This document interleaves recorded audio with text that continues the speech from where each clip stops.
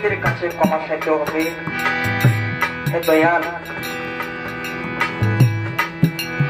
আমি যাই গুনাহ করেছি, অন্যায় করেছি, আমাকে ক্ষমা করে দেবেন। তাই যারা মুর্শিদের হাত ধরেছে, আমার মুর্শিদকে বলতে হবে,